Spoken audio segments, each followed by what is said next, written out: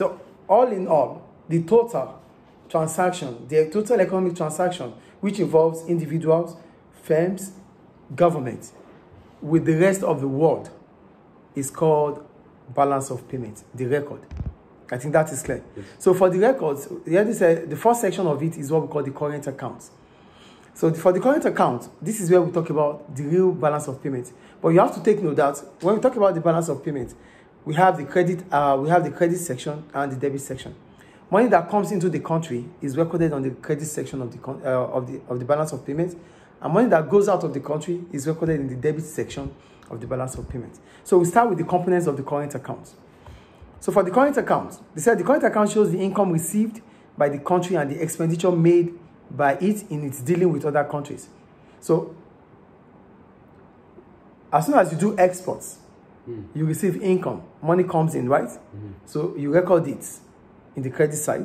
Then we talk about our expenses, our importation now, what we buy from other countries, from foreign customers, or from foreign businesses, or from foreign governments. We record it also on the debit side. So what are the four components of the current account? We have the trading goods. For trading goods, they said this covers exports and imports of goods, including cash, cars, food, and machinery. These are what we call merchandise exports and imports. So the first section is talking about trading goods, which are physical goods, laptops, whatever they are trading goods. So if our exports of trading goods exceeds our imports of trading goods, we call it trading goods surplus. If our imports of trading goods exceeds our export of trading goods, we call it trading goods deficit. I think that is clear. Yes. So we go to trading services. They say, as its name suggests, this part records payments for services sold abroad and expenditure on services bought from foreign countries. So our import and export of services.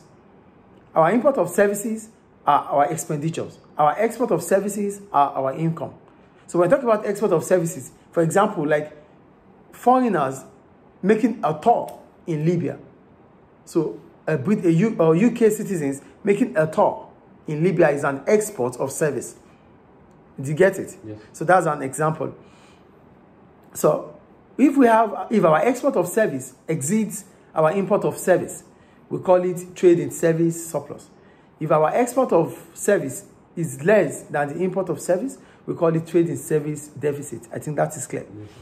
So that's about that. So we go to, now they said together the first two components give the balance of trade in goods and service. So trade in goods and trade in service is our balance of trade in goods and services. That is clear. Then the other component is the primary income. Why do we call it primary income? We call it primary income because this income is earned by people working in different countries. So look at what they said. They said this covers income earned by individuals and firms. It records two categories of income flow, which are compensation of employees and investment income.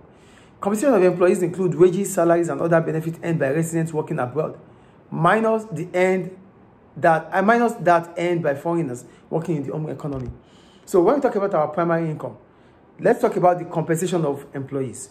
The compensation of employees are the total amount foreigners, like the total amount Nigerians abroad are making, minus the total amount foreigners in Nigeria are making, is what we call compensation of employees. Do you get the point here? Yes. So that's for compensation of employees. Then we have the investments. For the investments, we're talking about foreign Nigerians having different companies abroad, having shares abroad. Do you understand? They get dividends, yes or no? Yes. This is an investment income. Are you with me? Yes. Or interest. Maybe they have capital abroad that they make interest from. So look at what they wrote. They said, investment income covers profit, dividends, and interest received from abroad minus profit, dividends, and interest paid abroad. Investment income is earned on foreign direct investments. These are multinationals. And financial investments, including shares, government bonds, and loans. If, for example, a multinational company sends profit out of the country back to its own country, it will appear as a debit item in this section. Because money is going out of the country, it's a debit. Then the receipt of dividends on shares in foreign companies and interest on loans made to foreign firms will be on the credit items.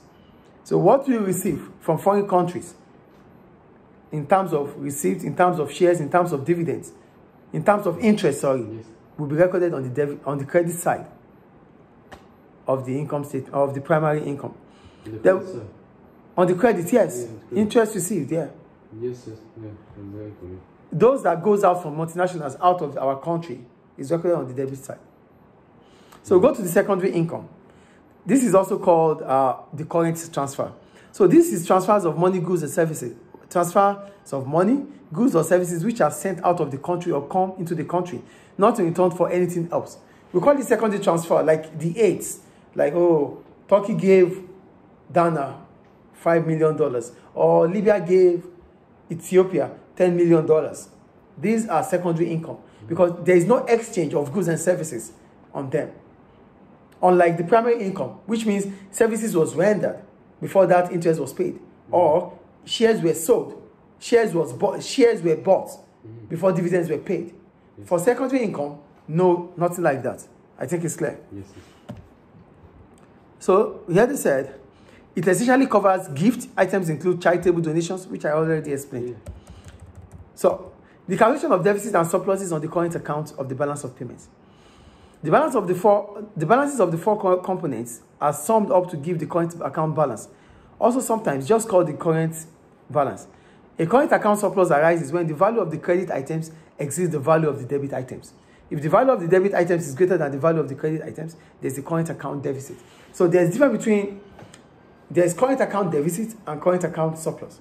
We have current account deficit when the value of our current account on the debit side exceeds the credit side.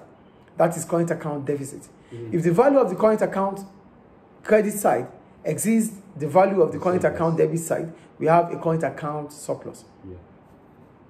Trade in goods surplus, trade in goods deficit. Trade in service surplus, trade in services deficit. Current account surplus, current account deficit.